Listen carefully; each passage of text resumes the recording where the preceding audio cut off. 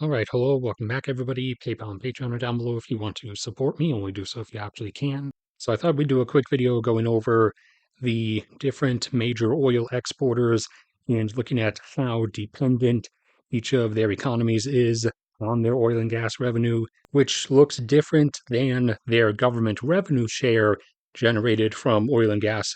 So keep in mind, these are not the government revenue shares from oil and gas that you are probably used to seeing most often. These are each nation's actual entire economies. So, starting off with the two who have the smallest share, and that is Norway and Nigeria. Whether each or the other is red or blue, the lower portion of each graph represents the GDP coming from regular actual economy or everything other than oil and gas revenue. And the part that's sitting on top of that, whatever color it is the share that is from oil and gas revenue. So for their total economies, their total GDP, Norway and Nigeria, as as we've entered the modern day, are both averaging only around 10%. They both do have 90% chunks coming from other things. Norway, for one, while having a low population, is a very high income country. So you have people earning a decent bit of money, upper middle class levels of money, and thus spending that money. And also, like many other countries in the West, you have a lot of large corporations operating out of Norway, a lot of other industries in Norway, such as aluminum refining, shipbuilding. And for Nigeria, they are 90% non oil and gas revenue because despite being mostly a low income country, even though the majority of their population is only earning a few $1,000s a year, their population is still 220 million. So that's 220 million people spending a few $1,000s a year. Kazakhstan is down to only having oil and gas revenue comprise about 15% of its economy now, as it is transitioning into a middle income country.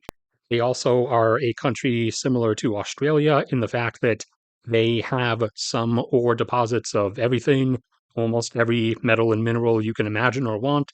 So they do make quite a lot of mining revenue. And also, they are now starting to go into the process of refining those things in country and then exporting the actual refined metals themselves. And their industrial base, their manufacturing sector is expanding rather rapidly. Algeria and the UAE, both for their total GDP, are only about 20% comprised of oil and gas revenue. Algeria is just within the lower boundary of middle income and has a decent enough population, about 45 or 46 million. They do also have some moderate tourism market, and over the last few years, they have suddenly had a growing expansion of their manufacturing sector. As for the UAE, having 80% non oil and gas revenue making up its GDP, a small portion of that is from their massive global Emirates Airlines transit network and a few others. And of course, a theme you'll see with the other rich Persian Gulf nations, a lot of that GDP is government construction contracts spending the oil and gas revenue on construction contracts to constantly build new skyscrapers and mega projects. And then the remaining bulk majority of their economy is simply categorized as rich people. Iran, while dependent on oil and gas tax revenue for for a lot of their government funding, their total economy is only comprised of it by about 25%. They do have a middle income population and a decently large one, close to 90 million. So they have 90 million middle income people spending money.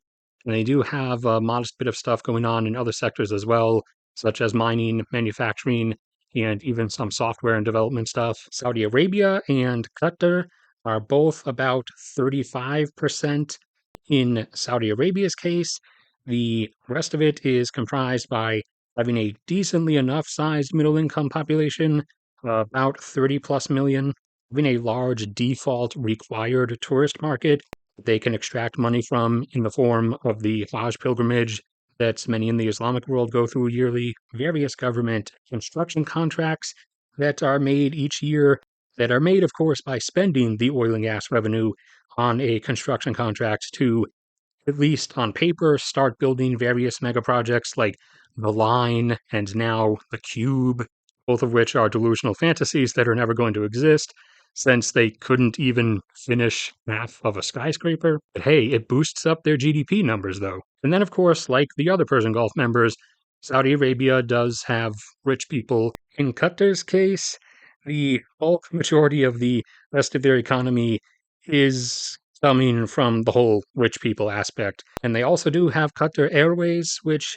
is kind of like Emirates, but again, smaller. Iraq has 40% of its GDP composed of oil and gas revenue, although the majority of its government revenue is reliant on taxing the oil and gas revenue. But as for the other 60% of their GDP, that comes from them, although having a minor or lower income population, making its way into the upper bracket of lower income and being sizable, as they're around 45 or 46 million now.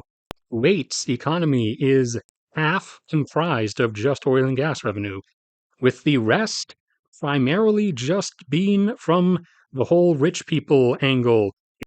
And then tied for the most dependent in present day now, as of these last few years, are Oman and Libya, both having 60% of their GDP comprised of oil and gas revenue. That being because in Oman's case, they have a upper middle income now for the most part population, but it's only comprised of about 5 million people, and they don't have as big of a rich people playground angle that the other Persian Gulf members do. And in Libya's case, at times their dependency ratio has been smaller. However, the civil war has turned off and on again a number of times since it started in 2011. And 2020 was another really bad episode for the civil war and has still seen a lot of stuff not get restored or rebuilt from that. And that's the end of this one. So thank you everybody for sticking around and listening. Like if you enjoyed, subscribe if you haven't already. PayPal and Patreon are down there if you want to support me. Only do so if you actually can. A link is in the description to a Google Drive folder full of all kinds of different docs with charts, graphs, data compilations. That's free and they are 24/7 for you to look at or use. A link to my Catch channel will be in the top pinned comment as well.